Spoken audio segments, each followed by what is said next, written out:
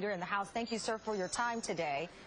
Well, thank you so much for having me. I'm not sure if you heard Michael Isikoff's report there, but at least in his assessment, we did not hear a lot about the program that's caused so much stir, if you will, the gathering of names and phone numbers, rather, of potential people who are perhaps involved in plots, but we did hear a lot about plots that were foiled.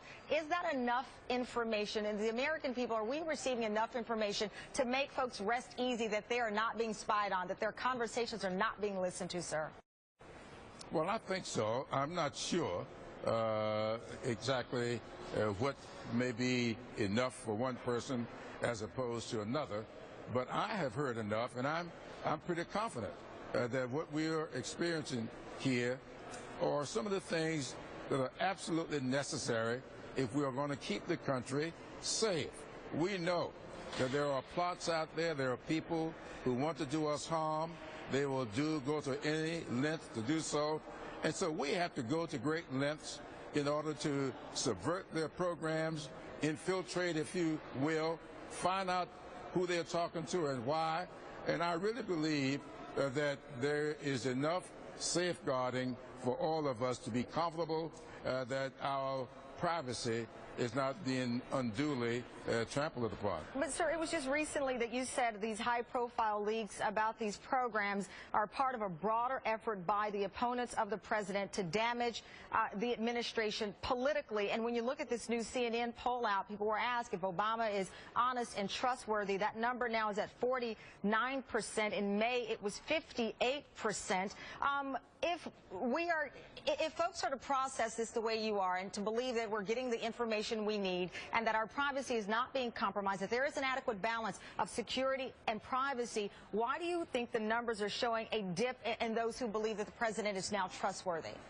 Well, I think that these numbers go up and down. It all depends upon exactly what is happening within that 24-hour cycle. The fact of the matter is the president is doing what had been done before. A lot of people believe that he should not be going in the direction that he's going. I, for one, believe that he should.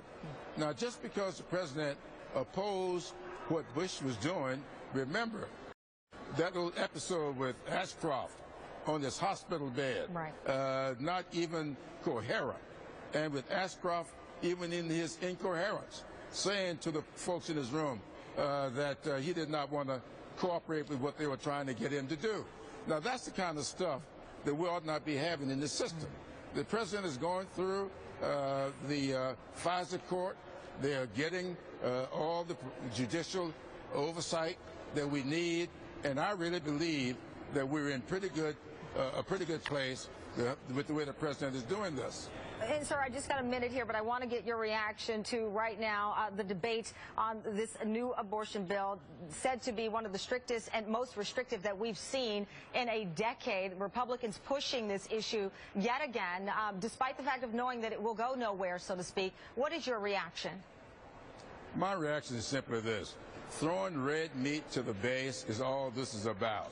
I would wish that my Republican colleagues will join with us in doing something about creating jobs, doing something about raising the minimum wage, doing something about making people's lives better. All this foolishness of bringing these things to the floor that even if they were to pass the House, which I suspect it will, yes, it's not going anywhere in the Senate. And the president says if perchance it stumbled through the Senate, he would veto it.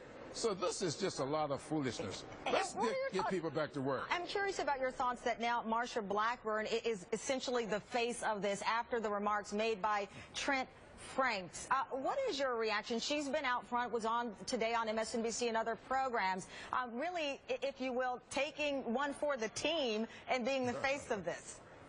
That's exactly right. You know, if they were so comfortable with what they were doing and with the bill, why you took the bill away from the sponsor?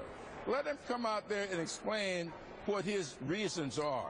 And I think that when the American people see exactly how ill-mannered this is, how, if it's not unconstitutional, how wrong and unfair this is, I think it says a lot about the administration. So it's kind of interesting that they don't want the sponsor or the bill to be talking about his bill.